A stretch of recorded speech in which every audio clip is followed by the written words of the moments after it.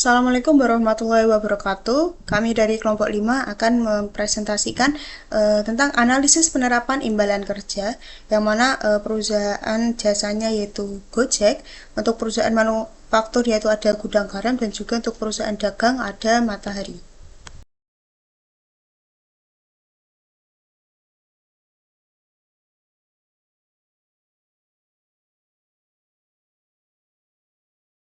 Assalamualaikum warahmatullahi wabarakatuh. Pertama-tama, perkenalkan nama saya Salva Febiente Anggita dengan NPM 240130100316. Nah, di sini saya akan menjelaskan tentang perusahaan jasa yaitu Gojek, dimulai dengan sejarah singkat dari Gojek itu. Jadi, Gojek itu didirikan pada tanggal 13 Oktober tahun 2010 sebagai layanan pemesanan ojek melalui call center di Jakarta dengan sekitar 20 mitra driver saja. Nah, pada tahun 2015, Gojek itu meluncurkan aplikasi mobile yang langsung populer berkat layanan seperti GoRide, GoSend, dan GoFood. Nah, perusahaan Gojek itu kemudian berkembang pesat menjadi super app dengan berbagai fitur termasuk GoPay, serta berekspansi ke luar negeri ke Vietnam, Thailand, dan Singapura. Nah, pada tahun 2021, bergabung dengan Tokopedia membentuk grup GoTo yang menaungi layanan transportasi, e-commerce, dan keuangan digital. Nah, dan sekarang Gojek itu terus berinovasi melalui layanan ramah lingkungan, teknologi kendaraan listrik, dan solusi digital lain yang menjadikannya salah satu ikon utama ekonomi digital di Indonesia. Baik, selanjutnya ada jenis imbalan kerja, yang mana PT Goto Gojek Tokopedia Tbk ini memiliki dua jenis imbalan kerja, yaitu yang pertama imbalan kerja jangka pendek dan juga imbalan kerja jangka panjang. Nah, yang jangka pendek itu Gojek mengakui adanya bonus karyawan, pembayaran berbasis saham yang diselesaikan dengan kas dan tunjangan lain-lain. Nah, yang kedua yaitu imbalan kerja jangka panjang, yang mana Gojek ini mengakui adanya liabilitas manfaat pasca kerja yang dihitung oleh aktuaria dilakukan dengan menggunakan metode Project Unit Credit atau PUC, dan kewajiban didiskontokan menggunakan imbalan hasil obligasi dari pemerintah. Gojek menyebutkan bahwa kewajiban imbalan kerja jangka panjang mencakup kewajiban non pensiun, misalnya seperti cuti panjang atau penghargaan masa kerja.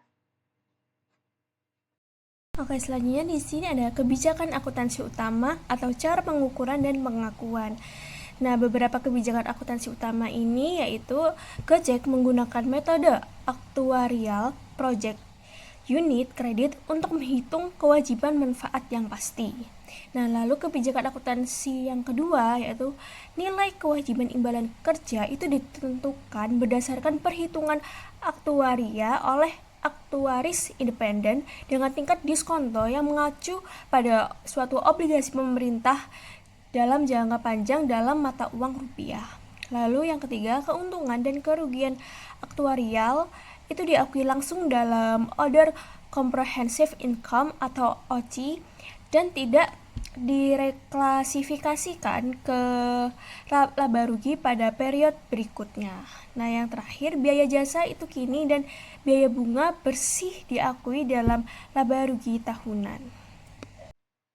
Nah, selanjutnya ada PSAK yang mengatur atau standar yang digunakan oleh Gojek dalam pengakuan imbalan kerja. Yang pertama yaitu PSAK 24 membahas mengenai imbalan kerja, yaitu mengatur imbalan jangka pendek, imbalan pasca kerja, imbalan jangka panjang, termination benefit, pengukuran aktuaria, dan pengakuan remeasurement di OCI, Other Comprehensive Income. Nah, yang kedua ada PSAK 53, yaitu membahas tentang pembayaran berbasis saham, mengatur transaksi pembayaran berbasis saham, equity settle, dan cash settle, pengukuran nilai wajar, pengakuan beban selama periode vesting, dan juga penyajiannya di ekuitas atau liabilitas. Nah, yang selanjutnya ada data kuantitas utama, ada 13 3 komponen penting yang berkaitan dengan imbalan kerja. Yang pertama ada liabilitas imbalan jangka pendek, yang mana pada tahun 2023 nilainya adalah 563.287 juta yang mengalami penurunan pada tahun 2024 dengan nilai 365.648 juta. Nah, yang kedua ada liabilitas imbalan kerja jangka panjang, yang mana pada tahun 2023 nilainya adalah 206.447 juta dan juga sama seperti sebelumnya mengalami penurunan, yaitu pada tahun 2024 sebesar 129.558 juta. Dan yang ketiga yaitu cadangan kompensasi berbasis saham, yang mana pada tahun 2023 nilainya adalah 11.233.019 juta, kemudian juga mengalami penurunan pada tahun 2024 sehingga nilainya adalah 565.637.276 juta rupiah. Nah, selanjutnya di sini ada aspek kepatuhan dan praktik manajemen yang terlihat. Nah, untuk aspek kepatuhan dari Gojek sendiri itu mencakup kepatuhan terhadap peraturan hukum dan regulasi terkait transportasi, layanan digital, dan juga ketenagakerjaan. Nah, kepatuhan keuangan itu melalui pelaporan transparan yang sesuai dengan standar akuntansi. Nah, kepatuhan terhadap kebijakan internal seperti etika bisnis, anti penyuapan, dan perlindungan data, serta kepatuhan lingkungan dan sosial itu melalui program keberlanjutan berbasis prinsip ESG. Nah, hal itu termasuk pengurangan emisi karbon, penggunaan kendaraan listrik, dan peningkatan kesejahteraan mitra driver serta UMKM. Nah, selanjutnya yang setelah aspek kepatuhan adanya praktik manajemen. Nah, sebagai perusahaan yang terbuka, Gojek itu menerapkan prinsip transparansi dengan menyampaikan laporan keuangan, laporan keberlanjutan, serta berbagai kebijakan perusahaan secara terbuka kepada publik dan para pemegang saham sebagai bentuk komitmen terhadap akuntabilitas dan kepercayaan publik. Nah, selain itu, Gojek juga memiliki fokus yang kuat pada keberlanjutan dengan menerapkan prinsip ESG atau Environmental, Social, and Governance melalui berbagai inisiatif seperti penggunaan kendaraan listrik untuk mengurangi emisi karbon dan program pengurangan dampak lingkungan. Nah, untuk selanjutnya ini ada kesimpulan dari beberapa materi sebelumnya yang saya dan teman saya jelaskan.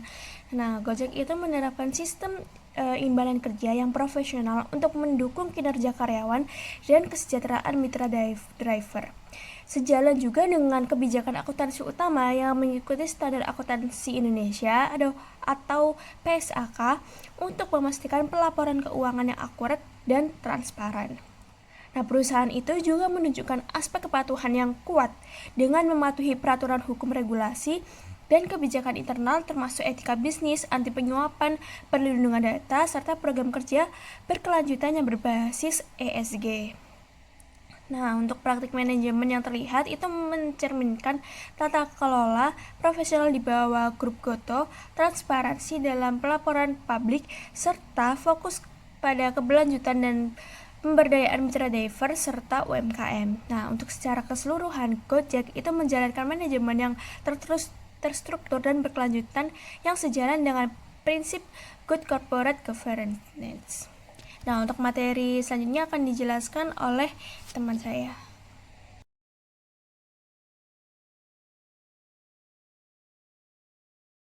Oke, yang pertama yaitu mengenai sejarah singkat dari PT Matahari Department Store Tbk.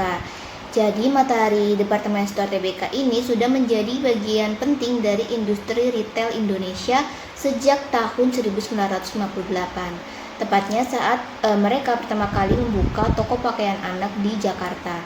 Nah, dari sanalah Matahari ini terus berkembang menjadi departemen store modern pertama di Indonesia pada tahun 1972.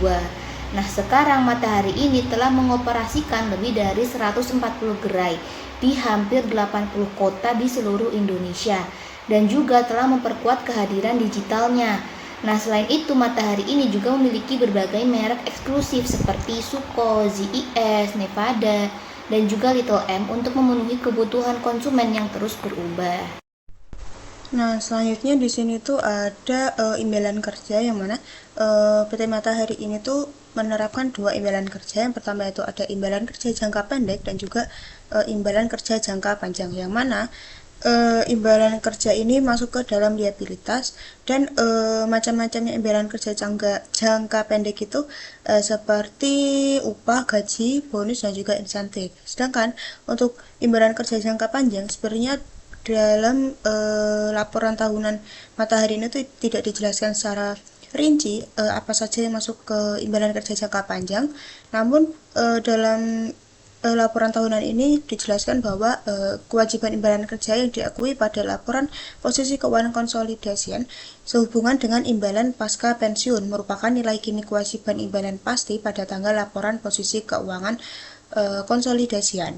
Nah, kewajiban imbalan pensiun ini dihitung oleh aktuaris independen dengan menggunakan metode project unit credit. Nah, nilai kini kewajiban imbalan pasti ditentukan dengan mendiskontokan estimasi arus kas masa depan dengan menggunakan tingkat bunga obligasi pemerintah jangka panjang. Nah, selanjutnya di sini ada kebijakan akuntansi, metode pengukuran serta pengakuan. Yang mana pada PT Matahari ini tuh menerapkan kebijakan PSAK 24 yang mana imbalan kerja yang mengatur pengakuan, pengukuran, dan penyajian seluruh imbalan kerja karyawan.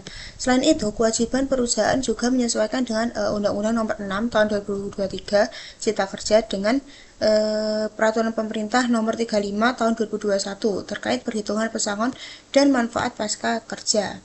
Setelah itu, metode yang digunakan yaitu metode aktuarial, yang mana kewajiban imbalan pasca pensiun itu dihitung oleh aktuaris independen menggunakan metode project unit credit. Nah, pengukuran nilai kini itu didiskontokan dengan tingkat obligasi pemerintah jangka panjang dalam mata uang rupiah yang jangka waktunya itu serupa dengan kewajiban. Setelah itu gain ataupun loss aktuarial ini itu diakui dalam other comprehensive income saat terjadi. Setelah itu biaya jasa lalu diakui langsung di laporan laba rugi. Setelah itu pengakuan kas dan juga non kas. Nah, imbalan kerja jangka pendek itu diakui saat terutang. Seperti imbalan yang jatuh tempo lebih dari 12 bulan itu didiskontokan ke nilai kini. Nah, manajemen itu menganggap akrual kewajiban imbalan kerja sebagai pos non kas dan menyesuaikan atau mengurangkan item ini ketika menyajikan adjust operating expenses untuk analisis manajemen. Telah berhasil disebutkan dalam laporan yaitu ada PSAK 219 mengenai imbalan kerja yang dimana dalam konteks teknik suku bunga kewajiban imbalan pasti yang dihitung berdasarkan PSAK 219 menggunakan tingkat diskonto obligasi. Jika tingkat diskonto tersebut turun maka kewajiban imbalan pasti akan cenderung mengalami kenaikan. Kemudian juga ada UU Nomor 6 2023 mengenai Cipta Kerja yang dimana sebagai dasar hukum ketenaga kerjaan imbalan pasca pensiun, laporan juga mengacu pada pengukuran sesuai standar akuntansi yang berlaku di Indonesia dalam Cipta Kebijakan Material. Kemudian di sini juga ada data kuantitatif utama atau yang terdapat di laporan keuangannya, di mana untuk tahun ini nilai kini kewajiban imbalan pasti yang didapatkan sebesar 317.339 juta yang terdiri dari kewajiban imbalan kerja jangka pendek sebesar 33.110 juta dan kewajiban imbalan kerja jangka panjang 284.229 juta. Kemudian untuk beban imbalan kerja yang diakui di laba rugi untuk tahun 2024 sebesar 63.754 juta yang terdiri dari biaya jasa kini sebesar 29.604 juta, biaya bunga 21.992 juta, kelebihan pembayaran imbalan sebesar 12.125 juta. Kemudian untuk laba bersih perusahaan yang didapatkan di tahun 2024 itu sebesar 365 juta. Nah, yang selanjutnya untuk aspek kepatuhan dan praktik manajemen yang terlihat, di mana dari laporan keuangan yang Matahari ini menggunakan metode aktuarial project unit credit. sesuai dengan PSAK yang berlaku. Nah, arus kas ini didiskontokan dengan obligasi pemerintah jangka panjang dan remeasurement atau pengukuran ulang diakui di Other Comprehensive Income atau OCI. Nah, kemudian dari sisi manajemen, mereka menyesuaikan beban imbalan kerja non-kas dari perhitungan Adjust Operating Expense. Artinya, manajemen ini memisahkan antara beban akuntansi dengan beban operasional agar analisis kinerja lebih mencerminkan kondisi real perusahaan atau kondisi sebenarnya perusahaan. Nah, sebagai kesimpulan, penerapan akuntansi imbalan kerja di PT Matahari ini sudah sesuai dengan PSAK 24, yaitu transparan dan juga konsisten. Nah, pengungkapan asumsi, sensitivitas, serta laporan aktuaris juga sudah sangat memadai. Jadi, kebijakan manajemen dalam memisahkan beban non-kas telah menunjukkan upaya untuk menampilkan analisis operasional yang lebih akurat. Namun, perusahaan tetap perlu memperhatikan perubahan suku bunga dan juga asumsi ekonomi yang dapat mempengaruhi nilai kewajiban di masa depan.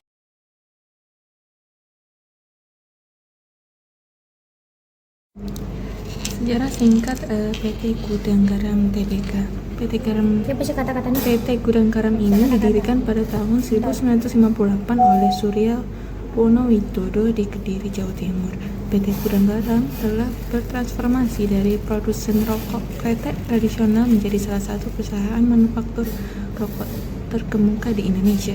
Perjalanan panjangnya ditandai dengan berbagai tonggak sejarah penting seperti perubahan status menjadi perseroan terbatas pada tahun 1971, pencatatan saham di Bursa Efek pada 1990, pembukaan pabrik kedua di Gempol pada tahun 2002, dan peralihan kepemimpinan kepada generasi penerus keluarga Wonowijojo pada tahun 2024. Perusahaan kini mempekerjakan lebih dari 30.000 orang. Ini meresmikan Bandara Internasional Doho, sebuah proyek strategis yang mencerminkan komitmennya terhadap pembangunan ekonomi berkelanjutan dan kontribusi bagi masyarakat, sekaligus menegaskan posisinya sebagai perusahaan kebanggaan nasional yang telah berkiprah selama lebih dari 6 dekade. Oke, selanjutnya yaitu kita akan mengidentifikasi jenis imbalan kerja apa saja yang diterapkan oleh PT Gudang Garam di dalam laporan keuangannya. Nah, jadi di sini ditemukan bahwa PT Gudang Garam ini menggunakan imbalan kerja jangka pendek dan juga imbalan kerja jangka panjang. Nah, walaupun imbalan jangka pendek ini tidak disebutkan secara terpisah dalam catatan laporan keuangannya, namun dapat diidentifikasi dari beberapa bagian yang relevan, yaitu bisa kita lihat di bagian catatan 15 mengenai liabilitas jangka pendek lainnya. Nah, di situ kan menyebutkan adanya bahwa beban akrual sebesar 101,298 juta. Nah, yang biasanya di situ beban akrual ini mencangkup seperti gaji, tunjangan, bonus karyawan yang masih harus dibayar pada akhir tahun. Nah, ini merupakan komponen imbalan kerja jangka pendek menurut PSAK 24. Nah, kemudian selain menerapkan imbalan kerja jangka pendek, juga menerapkan imbalan kerja jangka panjang, yaitu di sini disebutkan bahwa salah satu komponen liabilitas jangka panjangnya yaitu liabilitas imbalan pasca kerja. Jadi Gudang Garam itu mengakui adanya liabilitas manfaat pasca kerja yang dihitung oleh aktuaria. Nah, di sini dilakukan menggunakan metode projected unit credit dan kewajiban yang didiskontokan menggunakan imbal hasil obligasi pemerintah. Jadi PT Gudang Garam menyebutkan bahwa kewajiban imbalan pasca kerja ini merupakan program imbalan pasti, yaitu Defined Benefit Plan, yang mencakup pesangon, kemudian penghargaan masa kerja, dan uang penggantian hak saat pensiun atau PHK sesuai regulasi ketenaga kerjaan. Jadi di sini PT Gudang Garam menerapkan dua jenis imbalan kerja, yaitu imbalan kerja jangka pendek dan juga imbalan kerja jangka panjang. Selanjutnya yaitu mengenai kebijakan akuntansi dan juga metode pengukuran. Jadi kebijakan akuntansi yang diterapkan di dalam laporan keuangannya PT Gudang Garam di sini, laporan keuangannya telah disusun berdasarkan PSAK atau Pernyataan Standar Akuntansi Keuangan dan juga interpretasi standar akuntansi keuangan yang berlaku di Indonesia. Kemudian dasar pengukuran menggunakan harga perolehan historical cost. Jadi historical cost merupakan metode pengukuran akuntansi di mana suatu aset atau kewajiban itu dicatat berdasarkan harga perolehan awalnya, yaitu seperti jumlah kas atau nilai wajar imbalan yang dibayarkan pada saat perolehan aset atau timbulnya kewajiban. Nah, dengan kata lain, nilai aset atau kewajiban itu tidak disesuaikan dengan perubahan harga pasar setelahnya, kecuali terdapat ketentuan khusus. Namun di situ juga tidak terkecuali untuk akun-akun tertentu yang diukur dengan nilai wajar fair value seperti aset keuangan tertentu. Kemudian mata uang pelaporan yang digunakan yaitu menggunakan rupiah dan dasar akrual. Nah, semua transaksi ini dicatat berdasarkan akuntansi akrual kecuali dalam laporan arus kas. Nah, di dalam laporan arus kas ini disusun dengan metode langsung atau direct method yang diklasifikasikan ke dalam aktivitas operasi, investasi, dan juga pendanaan. Nah, selanjutnya metode pengukuran yang digunakan PT Gudang Garam di dalam laporan keuangannya ini, Gudang Garam menggunakan metode Actuarial Projected Unit Credit atau PUC untuk menghitung kewajiban imbalan pasti, yaitu nilai kini kewajiban didiskontokan menggunakan tingkat diskonto berdasarkan imbal hasil obligasi pemerintah dengan jangka waktu mendekati jatuh tempo manfaat. Keuntungan dan kerugian aktuarial remeasurement langsung diakui dalam Other Comprehensive Income dan tidak direklasifikasi ke laba rugi. Kemudian biaya jasa kini, jasa lalu, dan bunga bersih diakui di laba rugi pada periode berjalan. Gudang Garam juga menerapkan PSAK 24 mengenai imbalan kerja yang mengatur pengakuan, pengukuran, dan penyajian seluruh imbalan kerja karyawan. Selanjutnya, saya akan menjelaskan mengenai kesesuaian kebijakan akuntansi dengan PSAK. Yang pertama, dari sisi kepatuhan terhadap PSAK, PT Gudang Garam menyusun laporan keuangannya berdasarkan Standar Akuntansi Keuangan Indonesia atau PSAK dan juga mengacu pada peraturan OJK tentang penyajian laporan keuangan perusahaan pabrik. Hal ini tercantum secara eksplisit di bagian catatan atas laporan keuangan yang menyebutkan bahwa seluruh laporan disusun dengan basis akrual atau accrual basis dan pengukuran biaya historis, sesuai dengan ketentuan PSAK 1 tentang penyajian laporan keuangan. Untuk persediaan, perusahaan menerapkan PSAK 14, di mana persediaan diukur pada biaya perolehan atau nilai realisasi bersih, mana yang lebih rendah dari keduanya. Hal ini terlihat dari penurunan nilai persediaan tahun 2024 menjadi sekitar 40,4 triliun rupiah, mengikuti penurunan volume penjualan. Kemudian untuk aset tetap, Gudang Garam mengikuti PSAK 16, yaitu mencatat aset tetap sebesar biaya perolehan dikurangi akumulasi penyusutan. Tahun 2024, nilai aset tetap berkurang dari 24,6 triliun menjadi 22,1 triliun yang menunjukkan adanya depresiasi dan penyesuaian aset secara wajar. Selanjutnya, terdapat penerapan PSAK 19 tentang aset tak berwujud, di mana perusahaan mengakui aset tak berwujud sebesar 1,6 triliun yang berasal dari proyek konsensi Bandara Doho Kediri. Hal ini sesuai dengan ketentuan PSAK karena proyek kerjasama pemerintah swasta dilakukan sebagai hak ekonomi masa depan yang berbentuk aset tak berwujud. Selain itu, perusahaan juga menerapkan PSAK 24 tentang imbalan kerja dengan menggunakan metode Project Unit Credit. Penyesuaian dari liabilitas imbalan pasti tidak diakui di laba rugi, tetapi dimasukkan ke dalam penghasilan komprehensif lain, seperti yang ditunjukkan pada laporan laba rugi komprehensif tahun 2024. Namun, perlu dipahami bahwa penerapan PSAK di Gudang Garam sebenarnya tidak terbatas hanya pada 5 standar itu saja. Dalam laporan keuangan lengkap atau laporan auditan, perusahaan juga telah menerapkan berbagai PSAK lain seperti PSAK 46, tentang pajak penghasilan, PSAK 71 tentang instrumen keuangan, PSAK 73 tentang sewa, serta PSAK 7 tentang pengungkapan pihak berelasi. Hanya saja dalam annual report versi ringkas ini, penjelasan tersebut tidak ditampilkan secara rinci karena fokusnya adalah pada informasi utama dan kebijakan yang paling relevan. Jadi dapat disimpulkan bahwa PT Gudang Garam Tbk telah menerapkan PSAK secara konsisten dan komprehensif, meskipun hanya beberapa yang dijelaskan secara eksplisit dalam laporan tahunan 2024.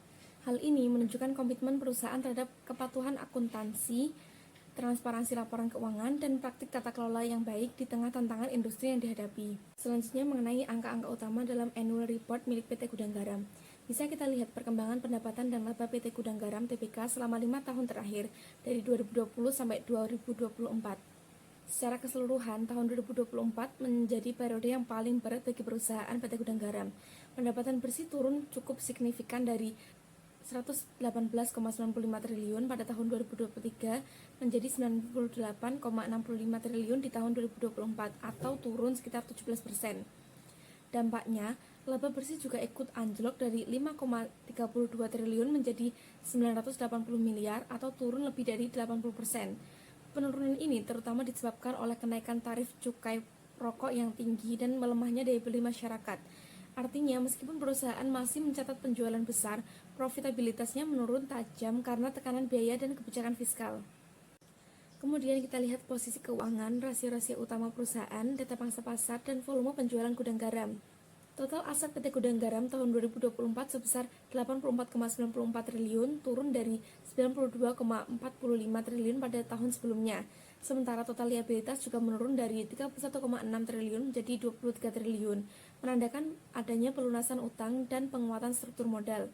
Di sisi lain, total ekuitas meningkat menjadi 61,92 triliun, menunjukkan bahwa perusahaan masih memiliki fondasi keuangan yang kuat. Dari sisi rasio, debt to equity rasio turun dari 51,9% menjadi 37,2%, yang artinya risiko keuangan berkurang. Namun gross profit margin dan operating profit margin sama-sama menurun. Margin laba kotor turun dari 12,3% menjadi 9,5%, dan margin laba operasi dari 6,3% ke 1,9%. Penurunan margin ini menunjukkan bahwa meskipun perusahaan mampu menjaga kestabilan aset, beban operasional dan kenaikan cukai sangat menekan profitabilitas. Kemudian kita melihat data pangsa pasar dan volume penjualan gudang garam. Pangsa pasar perusahaan turun dari 21,2% di tahun 2023 menjadi hanya 17,4% di tahun 2024, menandakan semakin ketatnya persaingan di industri rokok nasional. Penjualan domestik juga menurun dari 59,7 miliar batang menjadi 51,7 miliar batang. Namun, ada sedikit kabar positif dari sisi ekspor. Penjualan luar negeri naik dari 1,49 miliar menjadi 1,68 miliar batang. Meskipun kontribusinya masih kecil, kalau dilihat per segmen, penurunan paling besar terjadi pada rokok mesin SKM, sedangkan rokok kretek tangan atau SKT relatif lebih stabil. Jadi, data ini menunjukkan bahwa walaupun gudang garam masih termasuk pemain besar, posisi pasarnya mulai tertekan dan perusahaan perlu memperkuat strategi pemasaran serta efisiensi biaya ke depan. Dari keseluruhan data yang sudah kita bahas, dapat disimpulkan bahwa tahun 2024 menjadi tahun yang penuh tantangan bagi PT Gudang Garam Tbk. Perusahaan menghadapi penurunan pendapatan, margin laba, dan pangsa pasar akibat kenaikan cukai serta daya beli yang melemah. Namun, dari sisi keuangan, Gudang Garam masih mampu menjaga stabilitas modal, menurunkan utang, dan mempertahankan likuiditas yang baik. Kesimpulannya, Gudang Garam menerapkan praktik akuntansi yang konsisten dan berdisiplin, khususnya dalam pengakuan pendapatan serta penilaian persediaan yang sepenuhnya sesuai dengan prinsip akuntansi berterima umum atau PABU dan PSAK untuk memastikan keandalan laporan keuangan. Perusahaan juga menunjukkan komitmen kepatuhan yang kuat melalui operasional yang tepat terhadap regulasi industri serta integrasi prinsip-prinsip tata kelola perusahaan (GJG) dan keberlanjutan dalam rantai pasokannya. Praktik manajemen yang terlihat mencerminkan pendekatan yang berhati-hati dan proaktif dengan fokus pada manajemen risiko harga komoditas atau tembakau dan cengkeh yang volatil. Transparansi dijaga melalui pengungkapan segmen usaha yang jelas, sementara kinerja operasional inti secara aktif disajikan untuk memberikan gambaran yang lebih stabil di tengah gejolak eksternal. Secara keseluruhan, Gudang Garam menjalankan manajemen yang terstruktur dan berorientasi pada kelangsungan usaha jangka panjang dengan fondasi tata kelola yang kokoh dan operasional yang resilient. Kesimpulannya, Gudang Garam menerapkan praktik akuntansi yang konsisten dan berdisiplin, khususnya dalam pengakuan pendapatan serta penilaian persediaan yang sepenuhnya sesuai dengan prinsip akuntansi berterima umum atau PABU dan PSAK untuk memastikan keandalan laporan keuangan. Perusahaan juga menunjukkan komitmen kepatuhan yang kuat melalui operasional yang tepat terhadap regulasi industri serta integrasi prinsip-prinsip tata kelola perusahaan GJG dan keberlanjutan dalam rantai pasokannya. Praktik manajemen yang terlihat mencerminkan pendekatan yang berhati-hati dan proaktif dengan fokus pada manajemen risiko harga komoditas atau tembakau dan cengkeh yang volatil. Transparansi dijaga melalui pengungkapan segmen usaha yang jelas, sementara kinerja operasional inti secara aktif disajikan untuk memberikan gambaran yang lebih stabil di tengah gejolak eksternal. Secara keseluruhan, Gudang Garam menjalankan manajemen yang terstruktur dan berorientasi pada kelangsungan usaha jangka panjang dengan fondasi tata kelola yang kokoh dan operasional yang resilient. Selanjutnya itu perbandingan antara ketiga perusahaan tersebut. Ketiga perusahaan yaitu PT Matahari Department Store, itu pedagang retail, PT Goto Gojek Tokopedia, itu jasa teknologi, dan PT Gudang Garam, itu manufaktur rokok, sama-sama menerapkan PSAK 24 imbalan kerja sebagai dasar pengakuan, pengukuran, dan penyajian kewajiban kepada karyawan. Namun, penerapannya memiliki karakteristik yang berbeda sesuai dengan sektor usahanya. Pada Matahari, imbalan kerja terdiri atas gaji, bonus, dan imbalan pasca pensiun dengan perhitungan menggunakan metode Projected Unit Credit tanpa aset program atau Unfunded Plan. Beban imbalan kerja yang bersifat non-cash disesuaikan oleh manajemen dalam analisis operasional. Sementara itu, Gojek selain menerapkan PSAK 24 juga mengacu pada PSAK 53, yaitu pembayaran berbasis saham karena memiliki program Long Term Incentive Plan atau LTIP dan Employee Stock Ownership Program atau ESOP sebagai bagian dari kompensasi karyawan. Ciri khas perusahaan jasa ini adalah porsi imbalan berbasis ekuitas yang signifikan serta kewajiban imbalan kerja yang relatif kecil dibandingkan total asetnya. Berbeda dengan keduanya, Gudang Garam menerapkan program imbalan pasti yang didanai atau Funded Definite Benefit Plan dengan aset dana pensiun yang dikelola secara mandiri dan perhitungan aktuaria lengkap oleh konsultan independen. Nilai kewajiban imbalan kerja perusahaan manufaktur ini jauh lebih besar karena jumlah tenaga kerja yang tinggi dan masa kerja yang panjang. Secara umum, ketiga perusahaan ini telah mematuhi PSAK 24, tetapi perbedaan utamanya terletak pada sumber pendanaan dan jenis manfaat yang diberikan. Matahari bersifat unfunded dan sederhana. Gojek menonjolkan kompensasi berbasis saham serta imbalan jangka panjang non-tunai, sedangkan Gudang Garam memiliki sistem pensiun formal yang dibiayai dengan aset program. Hal ini menunjukkan bahwa karakteristik sektor usaha sangat mempengaruhi bentuk dan kompleksitas penerapan imbalan kerja di masing-masing perusahaan.